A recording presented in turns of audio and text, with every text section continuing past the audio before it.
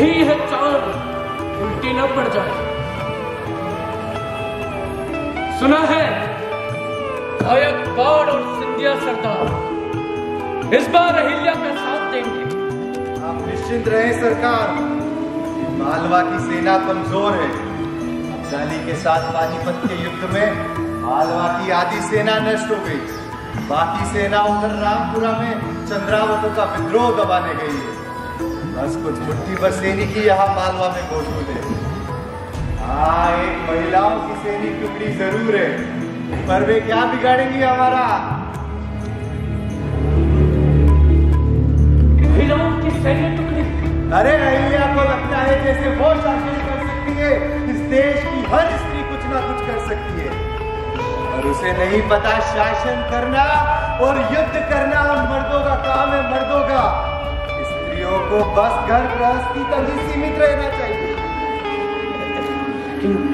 लेकिन गंगोबा, अगर स्त्रियों की सैन्य टुकड़ी इस युद्ध भूमि में आ गई तो?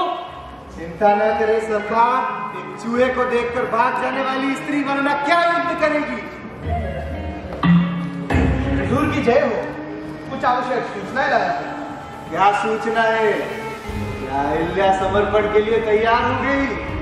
नहीं हुजूर, गायकवाड़ और सिंधिया सरदारों की सेना अहिल्याबाई के पक्ष में युद्ध करने के लिए कूच कर चुकी है। भोसले चौहान सरदार उन्हीं के पक्ष में। गंगोबा, तुम हमें यहाँ शर्मिंदा कराने लाए हो।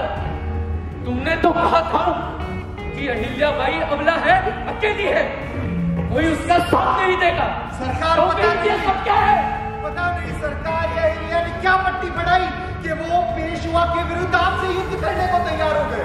हुजूर, पता चला है कि अहिल्याबाई ने आपके विरुद्ध पेशवा सरकार को भी पत्र लिखा है और वहां से जवाब भी आ गया है। क्या जवाब है? कुछ जानकारी मिली? हाँ सरकार, पेशवा ने संदेश भेजा है कि मालवा ने पेशवा की अनेक अवसरों पर सहायता की है। अब यदि मालवा पर कोई भी आक्रमण करता है तो मालवा अपनी रक्षा स्वयं कर सकता है और आवश्यकता होने पर पेशवा की सेना भी सहायता करेगी। ठीक है, तुम जाओ। गंगोबा, हमने तुम पर विश्वास कर बहुत बड़ी गलती कर दी है। पेशवा सरकार भी अब हमारे विरोध में है। वहां दरबार में हम किस मुंह से जाएंगे? तुम्हें इसका दंड अवश्य मिलेगा गंगोबा। तुम्हें निर्वासित कर दक्षिण देश में भेजने का प्रबंध करता हूं मैं। माफ कीजिए सरकार, मुझे लगा था आपका नाम सुनकर ही अहिल्या मालवा छोड़ भाग खड़ी होगी, पर वो इस तरह कूटनीति भी कर सकती है, मुझे इसका अंदाजा नहीं था सरकार। मुझे माफ कीजिए सरकार।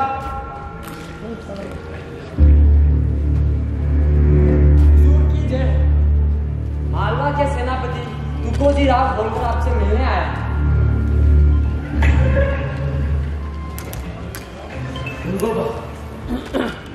उनके समक्ष युद्ध की कोई बात नहीं करेंगे।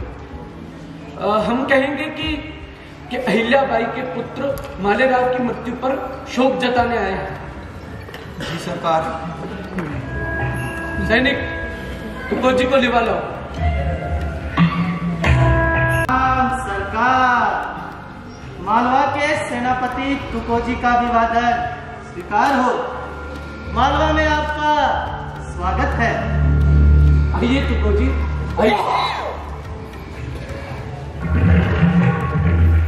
महेश्वर का सौंदर्य ही कुछ ऐसा है कि कोई देखने का लोग त्याग ही नहीं सकता।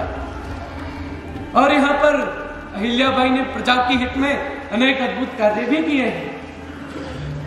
जी सरकार, अहिल्याबाई साहेब एक शासक की तरह नहीं बल्कि एक माँ की तरह प्रजा का लालन पालन करती है। सारा मालवा उन्हें आई साहेब कहकर पुकारता है और आवश्यकता पड़ने पर अपनी प्रजा की रक्षा के लिए मोराचंडी भी बन सकती है। उनकी तलवार के पराक्रम के साक्षी तो स्वयं गंगोबा भी है। तो गंगोबा अभी लेकिन जरूर जब लगाएंगे तो इन दिनों हमारे पास कोई मुहिम थी भी नहीं। फिर अचानक मालवा के सूबेदार मलेराव की असमय निधन का समाचार हमें प्राप्त हुआ। तो विचार किया कि पेशवा परिवार की तरफ से अहिल्याबाई को संवेदना भी दे दी जाए और मालवा में हो रहे कार्यों का जायजा भी ले लिया जाए। हम उन समूची योजनाओं को समूचे मराठा साम्राज्य में लागू करना चाहते हैं। आपका आभार राघोबा सरकार। हाँ, अहिल्याबाई साहेब का एक संदेश मैं आपके लिए लाया हूं।